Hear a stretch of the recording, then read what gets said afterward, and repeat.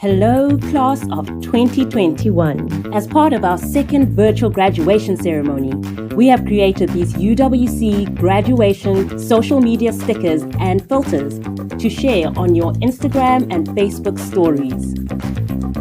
It's as simple as clicking on your story, snap a pic or create a video, select the sticker icon, search for UWC grad, select your GIF.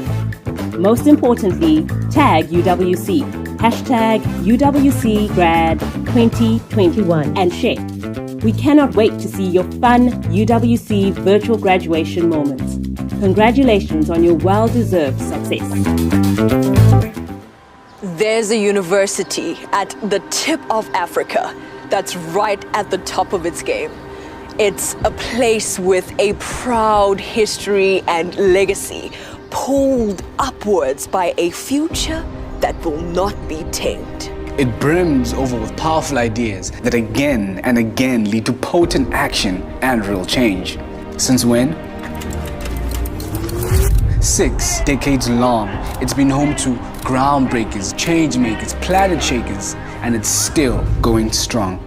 It's the home of forward-thinking higher learning, homegrown pride and a story still unfurling, independent thought which sparks innovation, mindful global citizens and their perpetual liberation.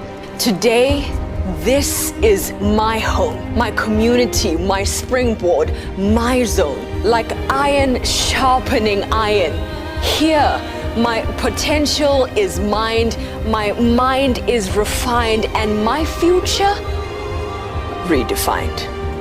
It's our time to learn from our past and our histories, to be the leaders of tomorrow's victories. It's our time to stand up and step into our light. To rise with Africa and all the world by our side.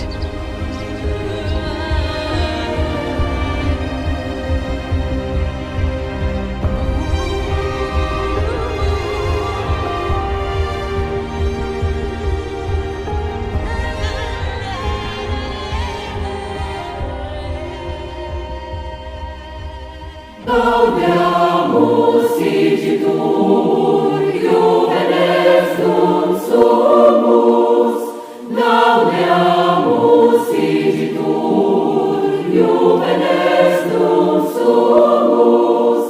Post iucundam juventutem, post molestam senectutem, nos habebit humus, nos habebit humus.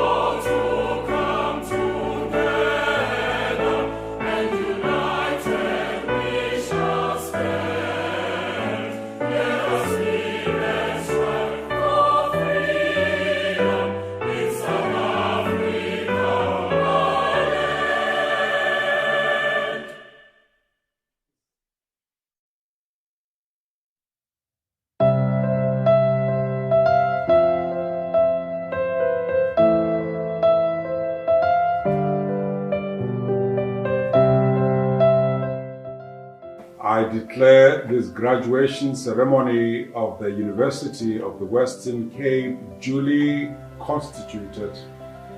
Ndiyazisa ngasemthethweni lenhlangano ye-University yeNtshona Kapa.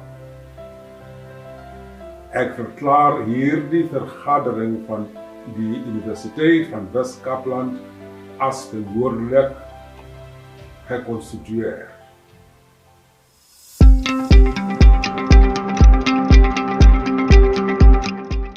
Professor Pretorius, academic staff and students, graduands and guests.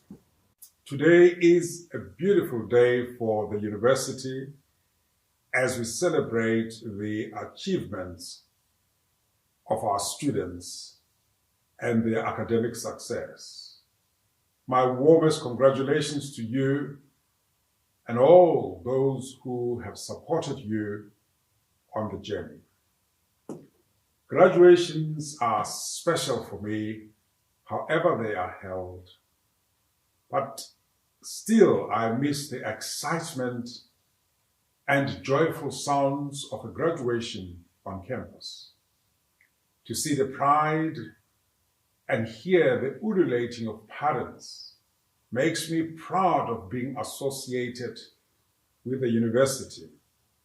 And I look forward to when we can gather in the main hall again.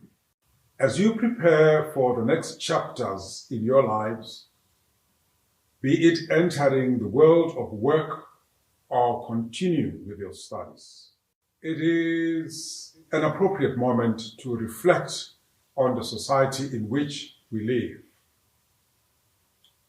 Just recently, we celebrated Freedom Day, the day in which we were formally liberated from apartheid, and when your parents and I patiently queued to cast our votes.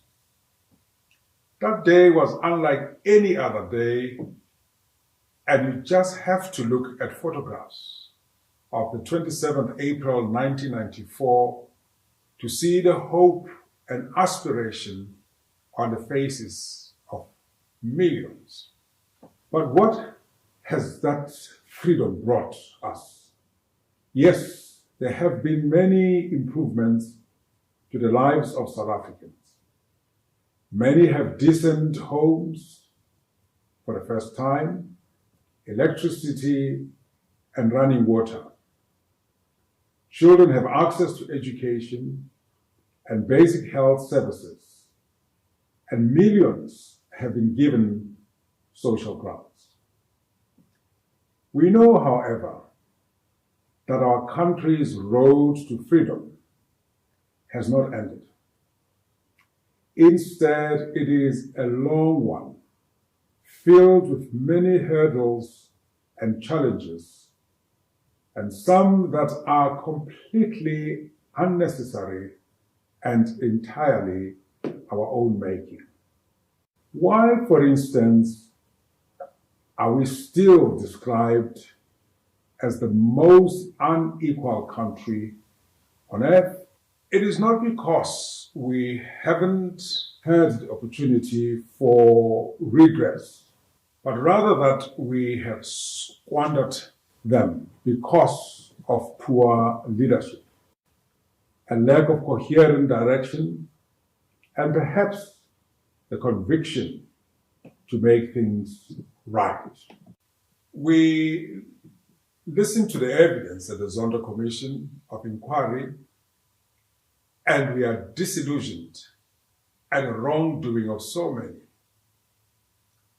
We open a newspaper, and yet another story of wastage and corruption greets us. If we didn't know better, we could be convinced that nothing else happens in this beautiful country apart from civil servants and their leaders looting the state. How do we say enough is enough? And that we want South Africa set on a path of transformation? It starts with all of us and with what I call the new struggle. The new struggle is not like the old struggle against apartheid. It is rather a struggle which aims to reflect the corrupt values which we inherited from colonialism and apartheid. Narrow self-interest, callous selfishness, and the pursuit of personal gain, of power, status, and material wealth, regardless of the consequences for other people or our planet. The new struggle requires you, the new generation of leaders, to be diligent in how you go about living your lives. It means that you need to hold our leaders accountable for their actions, not to turn a blind eye to corruption wherever you find it. Whether it is in the traffic officer who expects a bribe or the civil servant who asks for money for a cool drink to facilitate an application process. It also means caring for others. And if you have the means to lend a hand, even if your own struggles are not yet over, it does mean looking beyond your own needs and learning that compassion and kindness have an important place in our lives. People of faith, no matter what particular faith, have in common the mandate to do right, seek justice, and defend the oppressed. We are dangerously close to normalizing our inequality and the negative practices that are now so deeply entrenched in our society. This cannot be allowed to happen. And I urge all of you today to take up the baton for a fairer, more equitable society in which everyone can feel that they truly belong. As I have said, South Africa has a long way ahead to being truly free. But I believe that if we all play our part as good citizens of this great nation, we will move closer to attaining real freedom. As graduates of UWC, you have a definite role to play. This university has a history steeped in a belief in social justice, equality, and freedom. That is the DNA, and I hope that as you leave UWC, you will take a piece of that DNA with you.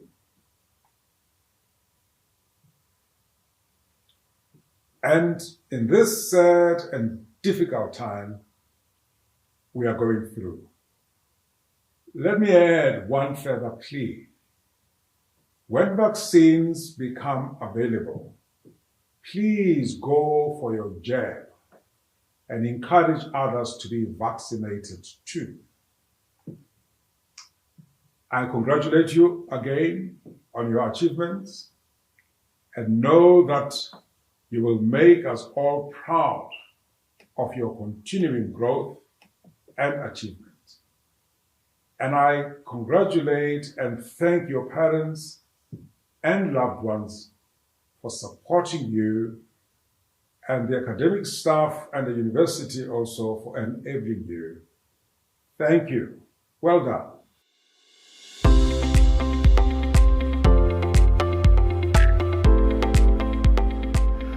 Good day to everyone watching this message from me, Eusebius Makgoba. I'm an author, a broadcaster, and a political analyst. and I'd like to thank the university for the distinct honor of asking me to address this year's class of graduates. First and foremost, congratulations on absolutely every single achievement that you are embracing as you recognize this moment of academic excellence in yourself and everything that you have overcome. There is some good news and there's also some bad news, and I don't know which you want first. Perhaps let's start with the bad news first. As someone who has been at university before, and as you can see from my graying beard, can no longer be classified as young, the bad news is that your best years are already behind you.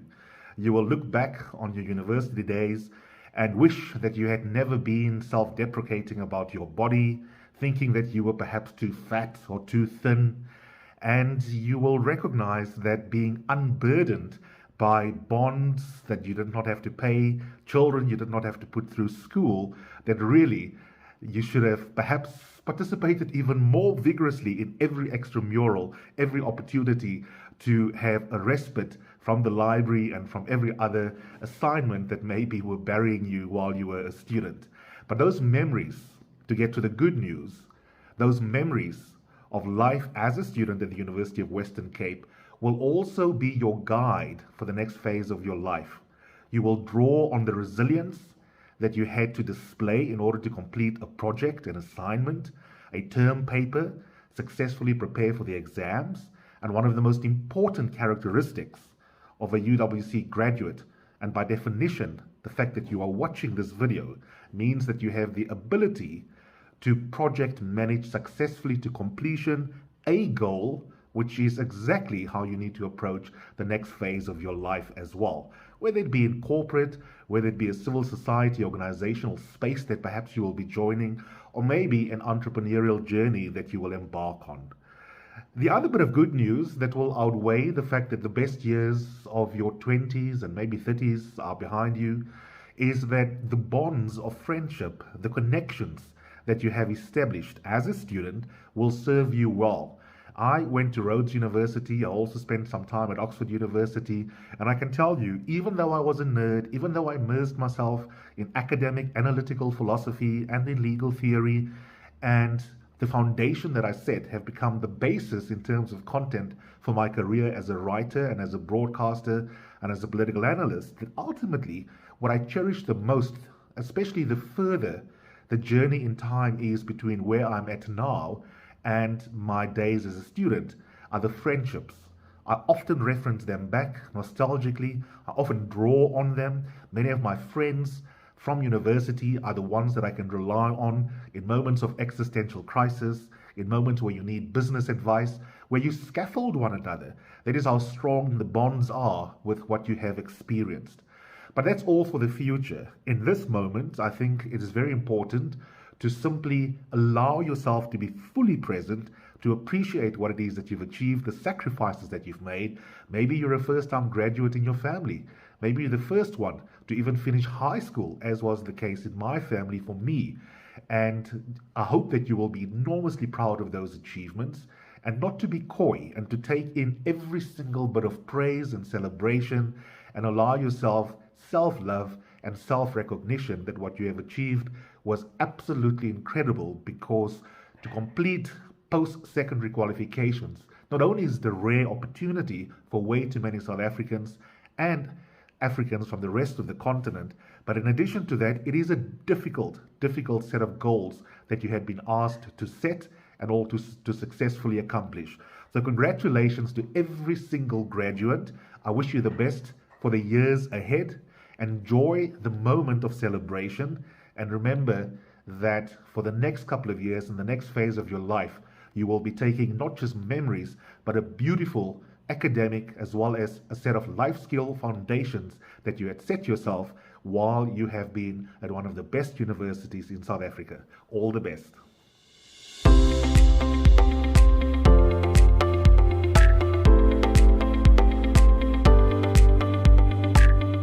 Chancellor Archbishop Makgoba, Deputy Vice Chancellors and Deans, our honored guests, the graduands, colleagues from the academic and professional sectors, the Student Representative Council, and other guests joining us virtually. This has always been one of my favorite campus events, walking across the square to the main hall and seeing the excitement on the faces of our graduates and their loved ones. Then inside the hall, looking over a sea of faces and knowing just how much this ceremony means to all of you. You are my heroes today because you have taken up a weighty challenge and you have succeeded. You have persevered through extraordinary times, managed to keep your eye on your prize, and you are now reaping the rewards of maintaining your focus during the COVID-19 pandemic. I know it hasn't been easy. We would all have preferred to have been back on campus, sitting in lecture rooms, visiting the library, or meeting face-to-face with supervisors. There is such unique energy about being on campus. The slapping sounds of dominoes hitting with tables in the cafeteria, the laughter when sitting on the steps of the library with your friends, and even the endless search for parking. I'm confident that one day, hopefully not too far in the future, we will experience all of this once again and perhaps have a greater appreciation for what we used to consider normal. Today, I want to talk to you about what it means to be free. Just a few days ago, we celebrated our freedom from apartheid with Freedom Day. It is a day meant to mark a decisive departure from what went before: oppression, a fundamental absence of human rights, and equality for all. The day that Madiba stood at the Union Buildings in Pretoria in May and took the oath of office was a moment that older folks like myself will never forget. That day we smiled until our cheeks hurt. We laughed with sheer amazement at the banishment of apartheid and that we as the Rainbow Nation would work together to transform South Africa. A few weeks before, on 27th April, we had queued with our neighbors, friends, and strangers, and we were patient, hopeful, and grateful to be able to cast our vote for the time in our lives. Many of you had not been born yet, and because you were not apartheid's children, a term was coined for you, the born frees. This implied that you, the post-apartheid generation, would not carry the burden of those who had come before you. We were wrong, because far too many of you have felt those burdens. You might not have been forced to carry a dompas, be restricted to segregated living spaces, or attend racially designated schools and churches, but you've had to endure many inequalities, including the struggle to get to this university. We know now, 27 years after Madiba became president, that the real apartheid has not been vanquished and that equality has been restricted to the powerful as opposed to being extended to all people. It means that in the year 2021, we have citizens who still don't have houses, who have to endure the indignity of the bucket system, and whose children are as oppressed as they were. It is very clear that our long road to freedom is far from over, and it is a journey in which we should all be active participants. You, our very latest class of UWC graduates, have a vital role to play as members of civil society and as individuals with the agency to inspire change. Your triumph here today is not yours alone. It must serve as a source of inspiration to the children in the suburbs, in the townships, and in the villages from where you come. In your certificate, diploma, and degree lie immense power because it says that you can transcend your background and the circumstances of your upbringing. If you can inspire one child to do the same, and perhaps Help him or her along the way. You will have made a huge difference. As you leave this virtual graduation and rightfully take pride in your accomplishments, remember that you too can make a fundamental difference, because our country is still filled with potential and we must work together to fulfill it. Finally, graduates of UWC, thank you for choosing this university, and thank you to your parents and loved ones for supporting you throughout your academic careers. We are very proud of you and know that you will be worthy ambassadors of this great university of ours. I thank you. I first stepped on stage when I was 11 years old. I can remember the thrill of it and the effect it had on me. I was just a shy boy from Lwandle Township, but up there on that stage I became a different person. I stepped out of my own life and problems and stepped into someone else's shoes. When you grew up in a township, you can feel pretty unseen and unheard, but up there on that stage, I found a voice. All this time later, that's what I still love about theatre, how it can take the unheard and unseen parts and people of our country and put them in the spotlight. It's why I've taken the academic route that I have, getting my doctorate in anthropology as means to better understand theatre and its effect on society. I'm particularly interested in the way theatre has been used to exclude certain groups of people in the past, but also how it's been and can still be a potent catalyst for change and for inclusion too. That's why I do what I do, and why I started my own theatre company too. Because I believe that theatre should not be for the elite few, but for everyone. With so many stories and cultures that have yet to share in the spotlight, our work is far from over. Through my studies at UWC, I've been exposed to some of the best minds in the business. I've had the opportunity to study abroad as an exchange student in the Netherlands. So to have my mind and views enlarged and enriched, and to take everything I've learned and teach it back to others through my theatre company.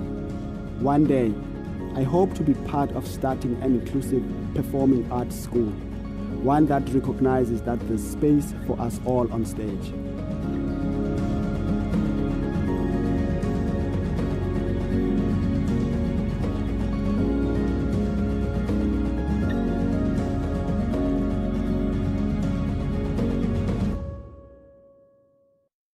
By the authority vested in me, I shall now admit the candidates who are presented to me and appear in the graduation booklet to degrees, diplomas, and certificate in the university.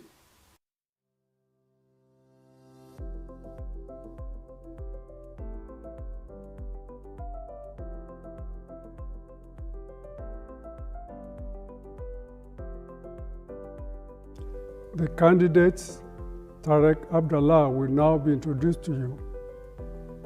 The title of his thesis is The Influence of an In-Service Training Program on Libyan Biology Teachers' Pedagogical Content Knowledge, PCK. A study underpinned by the Schumann's 1987 theory of pedagogical content knowledge used a mixed methods design to determine the influence of an in-service program on the instructional practices of our cohort of Libyan biology teachers. The findings show that the program was effective for enhancing the teachers' cognitive and instructional skills to 1. Implement the new biology curriculum and organize hands-on activities in Libyan multicultural classrooms. The findings also exemplify BB's 1997 5 E's, namely engaging learners, exploring and explaining phenomena, elaborating scientific concepts, and evaluating learners. The findings further show that the teachers increased their understanding of learners' needs socio-cultural backgrounds, and consequently their interest to study biology.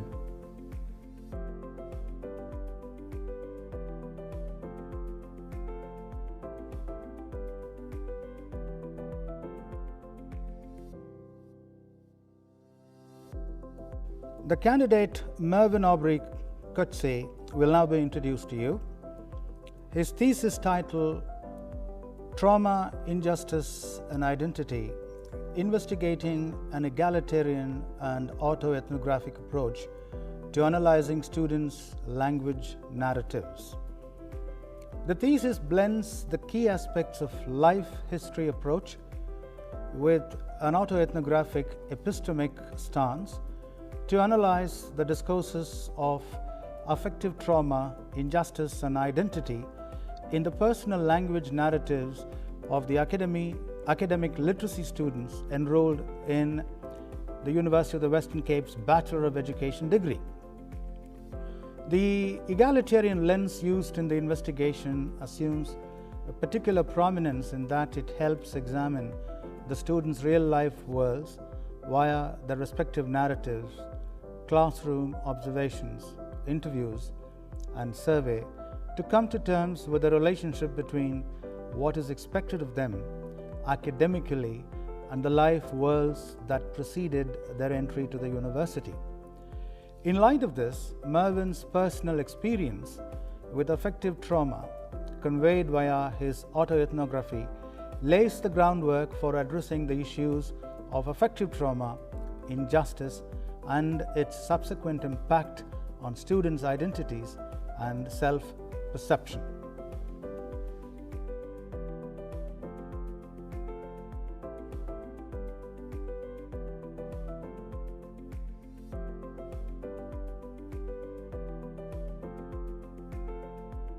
Pre-service mathematics teaches engagement with the evaluation and construction of alternative mathematical models for the same phenomena is the title of the thesis of Belinda Margaret Cornelissen. The competence of prospective mathematics teachers to evaluate and construct alternative mathematical models should be developed due to mathematical modeling being valued in all school mathematics curricula. Cornelissen investigated issues pertaining to pre-service teachers' evaluation and construction of models dealing with social phenomena. Real-time data were collected. Thematic analysis rendered that fairness was the main concern students had with existing models. Their reconstructed models addressed this issue. For the two different models related to BEE and shareholding by blacks, the authority of research drove deliberations. The thesis contributes towards the recognition that lived realities structure the evaluation and construction of mathematical model of social issues.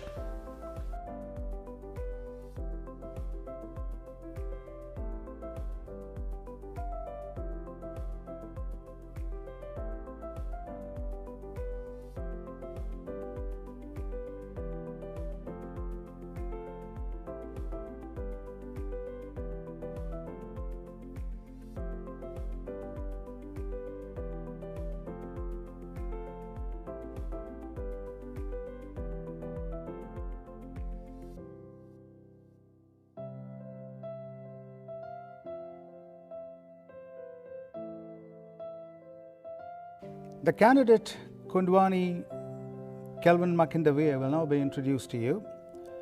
His thesis title is An Investigation of Language Learning Agency in English for Academic Purposes, the case of the Malawi University of Science and Technology.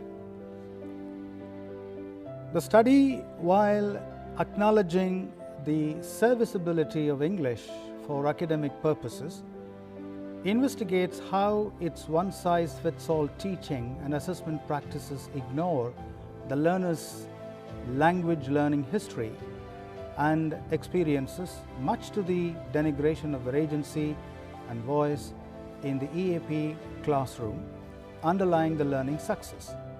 Utilizing the strengths of theoretical positions couched in critical pedagogy, ecological affordances, and sociocultural positioning, the study argues for an EAP pedagogy that empowers and impositions transitioning students for critical learning via their multiple meaning making, agency, and voice. The study generates an array of insights for an advancement of critical EAP learning that can engender students' voice and agency for reading the word and reading the world. It then urges EAP course lecturers to move away from closure-focused EAP practices with a view to augmenting the critical awareness of their worldviews.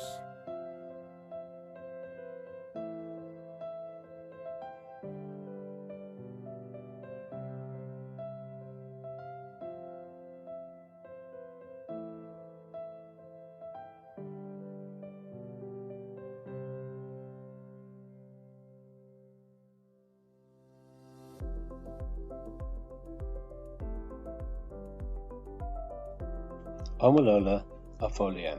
Thesis title: Discovery of antibacterial lead compounds from marine organisms. The rapid emergence of new and antibiotic-resistant pathogens, together with the slow development of new antibiotics, is creating a global health crisis. Mosafolian investigated natural compounds produced by marine algae and microorganisms as a potential source of new antibiotics against methicillin-resistant Staphylococcus aureus, Mycobacterium tuberculosis, and Mycobacterium aurum. Using a classical bioassay-guided approach, she isolated, elucidated the structures, and evaluated the biological activity of the main antimicrobial natural products from the marine algae. In addition, she identified the hidden antibiotic potential of the marine bacteria by directly exploring their sequenced genomes and annotating their biosynthetic gene clusters.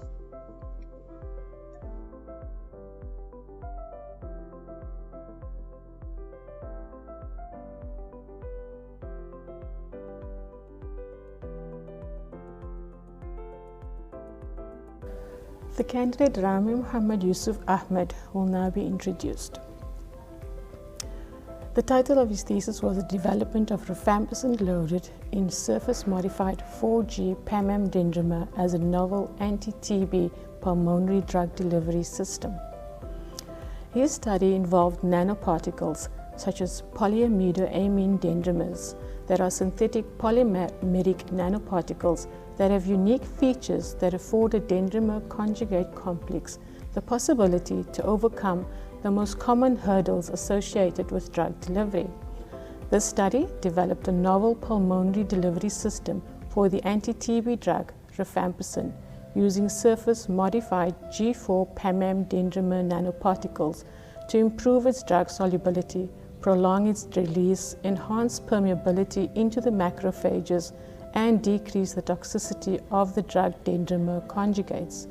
Now, the in vitro and ex vivo data suggests that the developed novel dendrimers are suitable drug carriers in terms of biocompatibility, release behavior, and site-specific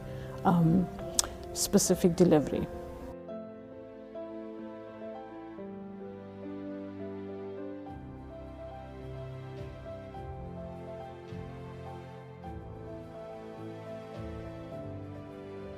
The candidate Monique Belinda Bennett will now be introduced. Her thesis title was The Marine Invertebrate Sperm, a specimen of sperm quality using computer-aided sperm analysis. 5 species of marine invertebrates or broadcast spawners were studied. Computer-aided sperm analysis was used to analyze sperm morphology and sperm motility that play an important role in determining sperm quality that relate to fertilization success. The candidate demonstrated that sperm form play a significant role in sperm hydrodynamics. For example, the faster sperm of these broadcast spawners swim, the longer is the head length, the thinner is the head width, and the shorter the tail length. A helical swimming pattern was a distinctive feature found in all species. However, species specificity in the diameters and helical pattern was seen. The thesis produces quantitative data that will be of great value in aquaculture and management of the commercial species in the future.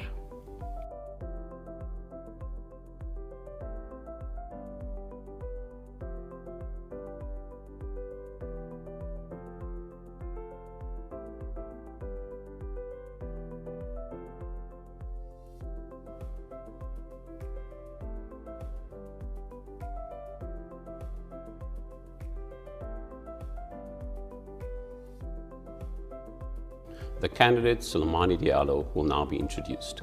His thesis title was The Coding of tsetse repellents by Olfactory Sensory Neurons towards the improvement and development of new novel tsetse repellents. Mr. Diallo's thesis investigated olfaction in Glossina fuscapes, also known as tsetse, that is a vector of trypanosomiasis. This study showed that tsetse is equipped with diverse olfactory sensilia, namely vesiconic, trichoid, and cilionic, and these exhibit sexual dimorphism in types and number. Putative receptors for tsetse repellent components and also the attractant 1-octane-3-ol were identified using a multidisciplinary approach, including behavior, molecular biology, electrophysiology, and bioinformatics. Additionally, using double-stranded RNA interference silencing method, this proved a direct role for tsetse odorant binding proteins in the detection and the perception of 1-octane-3-ol. This study significantly contributes to the understanding of tsetse olfaction and to the development of olfactory-based tools for controlling the spread of trypanosomiasis.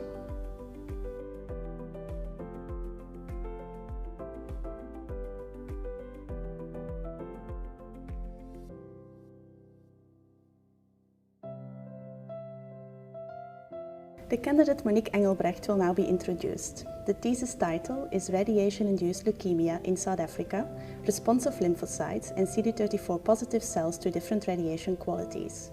Several epidemiological studies have highlighted that the lifetime risk to develop radiation-induced leukemia is 3 to 5 times higher for children compared to adults. The high risk is linked to the high radiosensitivity of the red bone marrow at young ages, which harbors the hematopoietic stem and progenitor cells, also known as CD34 positive cells. In this thesis, CD34 positive cells were isolated from umbilical cord blood and irradiated with photons and fast neutrons. An increased number of initial DNA double-strand breaks was observed after neutron irradiation, as well as higher levels of cytogenetic damage, highlighting the leukemogenic potential of neutrons. A second part of the thesis focused on the impact of age on radiosensitivity by comparing the DNA damage response of newborn and adult T lymphocytes. Significant differences were observed between the two types of T lymphocytes, which can be linked to the immunophenotypic profile and changes of T lymphocytes with age.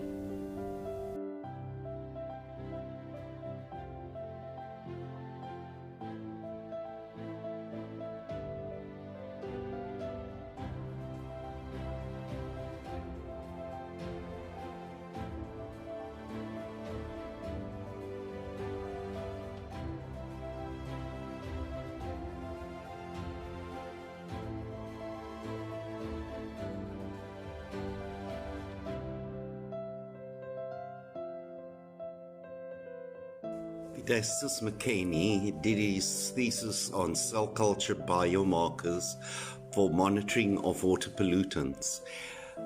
Vidastis' thesis is in a very relevant and important area for sustainable livelihoods, namely water pollutant monitoring. Water pollution has become a major problem, and this can have adverse effects on human, animal and environmental health. Vidastis developed a cell culture system to evaluate raw and treated effluents for toxicity and inflammatory activity. He published 4 articles in peer-reviewed international journals on the data generated from his research, and his examiners commented that his thesis is one of the top 5% of theses that they have seen. Adding his newly developed methodologies for water monitoring to currently used systems will ensure a more holistic view of water quality and whether the water can be used for domestic and agricultural use without posing health risks to consumers.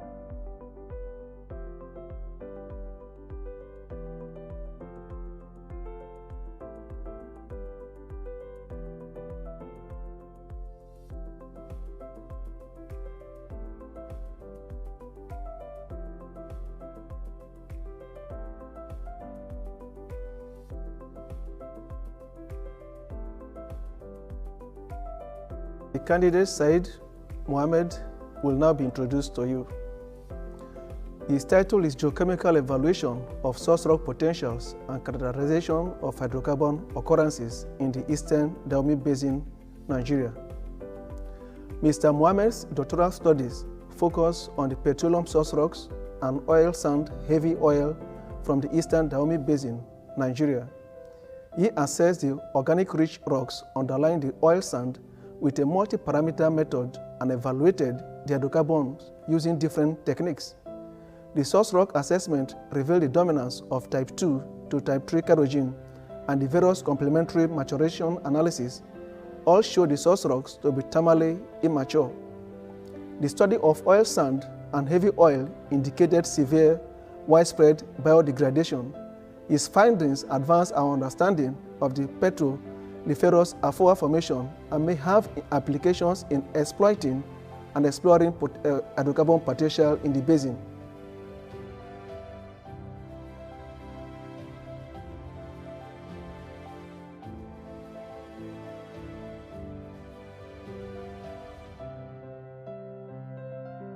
Portia Lee Mokwena wrote a PhD thesis on a novel approach using hydrogeochemistry, hydrogeologic and hydrostratigraphic techniques in evaluating coastal aquifers in the Heuningness catchment in South Africa. Coastal groundwater systems store lots of water, but quality of such water remains undesirable. Portia integrated techniques from hydrogeochemistry, hydrogeology, and hydrostratigraphy to provide robust interpretation on groundwater quality. While deep groundwater is fresh and complied to current World Health Organization and SANS 241 guidelines, shallow groundwater is saline, hence not suitable for irrigation and domestic uses. Results gave insight for remediation works, and 3 papers in international journals have been published and 1 book chapter.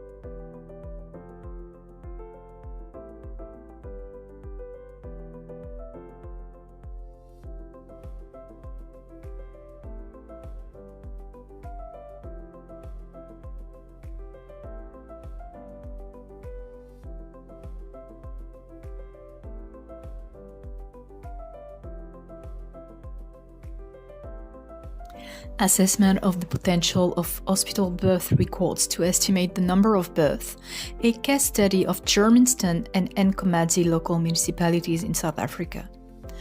Mosidi and Lapo embarked 3 years ago on a very ambitious research topic, looking at the quality of birth data in South Africa and at the way to estimate the correct number of births using hospital birth records. Such a research, never attended before, is of paramount importance for the correct estimates of birth in particular and for the world population distribution in general. Mosidi has completed an incredible fieldwork by collecting thousands of birth records from numerous hospitals. By doing so, Mosidi has managed to find ways to palliate the problem of incorrect birth registration by showing the importance of hospital records. However, for hospital records to be the source of improvement for birth register, quality of recording must improve in these health facilities.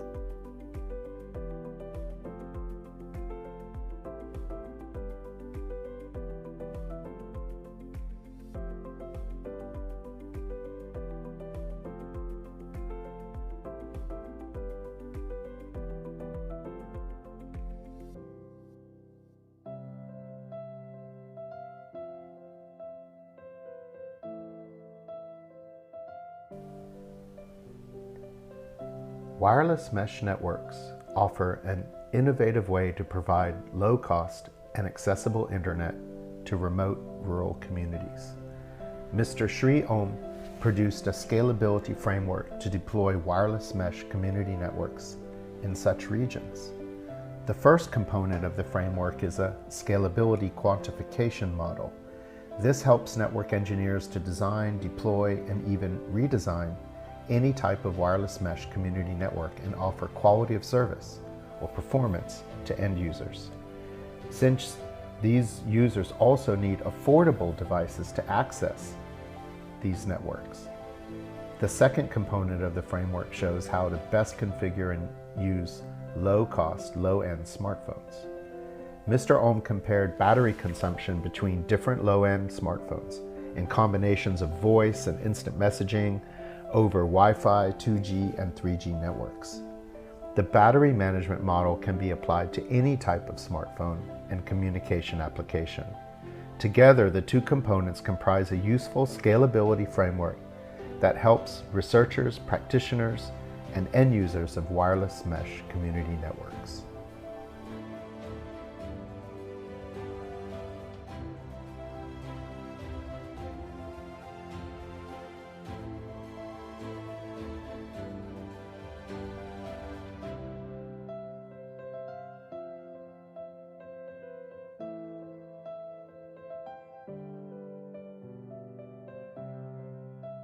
The candidate Sophia Catherine Rousseau will now be introduced. Her thesis is entitled The Optimization of Proteomics Techniques Using Archival Tumor Blocks of a South African Cohort of Colorectal Cancer. The thesis title of Sophia's thesis is Using Formalin Fixed, also known as FFPE, Human Colorectal Cancer Samples to evaluate protein extraction parameters required for accurate LC-MS analysis. Three methods, DRP, SP3, and helic protein purification method, perform the best across 1, 5, and 10-year-old tumor containing tissue block ages. Older blocks yield significantly less protein, and protein extraction with PEG resulted in lower peptides and protein identification.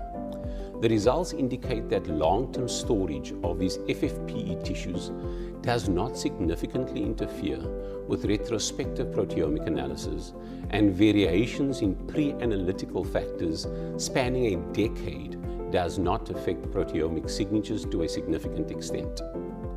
This work adds significantly to decision-making for pathologists who want to use archived tumor samples that are stored in hospitals.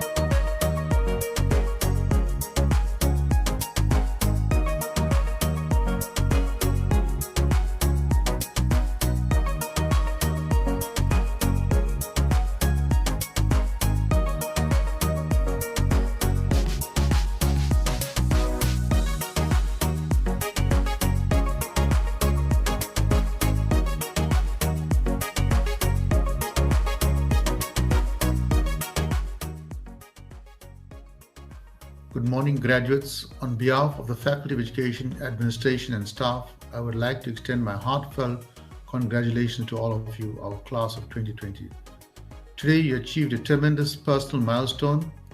You completed the final steps of your academic journey during a global pandemic, one of the largest crises our world has ever faced. I'm certain as you look back, you will see that there's a long and winding path that has led you to this moment. We know that our graduating class has overcome extraordinary circumstances, all rising to the challenges of dealing with multiple dimensions of the unfortunate COVID-19 pandemic, and arrived today as a graduate. This is a time for all of us to celebrate and honor your accomplishments. As you move forward into your careers and lifelong journeys, remember that your path continues.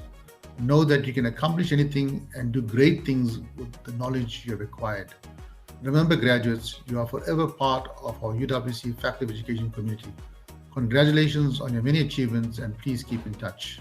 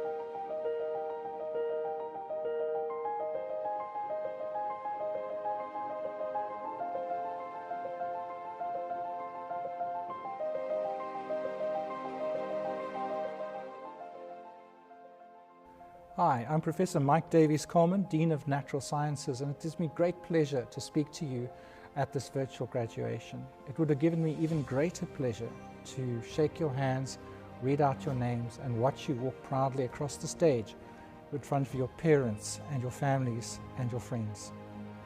Unfortunately, the world changed on the 28th of March 2020 for all of us. It was probably the biggest, well, it was the watershed year for universities. Never again, and hopefully never again, but certainly never in the past, has there been such a global change to teaching and learning. At the end of the day, you were successful regardless of the challenge that came in front of you. And looking forward, now that you are graduates of the University of Western Cape, you should be able to look forward with confidence and understand that there's nothing the world can throw at you which you cannot succeed at. Today is a very important day. And it's just so sad again to be here talking to you in a virtual environment. Today we congratulate over 709 graduates from the University of Western Cape in science. The world needs more scientists, and we're doing our bit, and you are part of the solution for many of the problems that are facing us. The virus has shown that it's a science that's dictating the way we cope with these major challenges that we're encountering at this time in the 21st century. Of those 709 graduates from science, 166 are honors students, 61 are master's students, and 20 are PhDs. Congratulations to every single one of you. This is an amazing achievement in very, very unusual and difficult circumstances. I would also like to thank all my staff, all of them, every single member of the faculty that contributed to your success. The amount of work that was part of this online teaching environment is absolutely phenomenal. The fact that as a faculty, and I include you graduates as our faculty, that we were able to change direction so quickly and relatively successfully really bodes well for the future of science at UWC. Looking ahead, we hope that you will stay connected with us as a faculty. We really look forward to hearing from you and your success, because I know you are going to be successful, and we reflect in the glory of your successes, so we really like to hear from you. Please do not lose touch with your departments or the faculty. So I would just finally like to end off by again congratulating you and wishing you every success and good health in the year ahead. Make us proud. Thank you.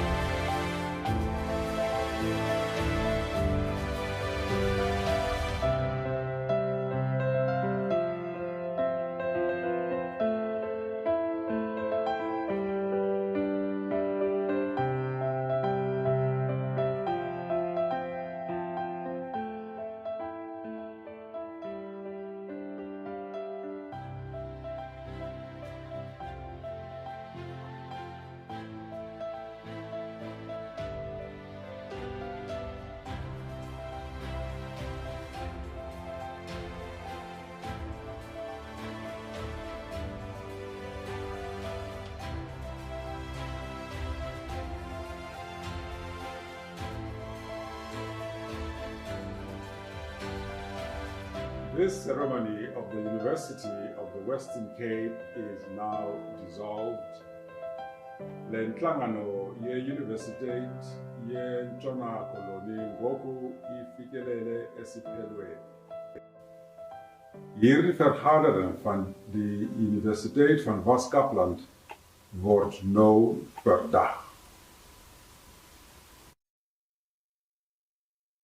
Hello, class of 2021. As part of our second virtual graduation ceremony, we have created these UWC graduation social media stickers and filters to share on your Instagram and Facebook stories.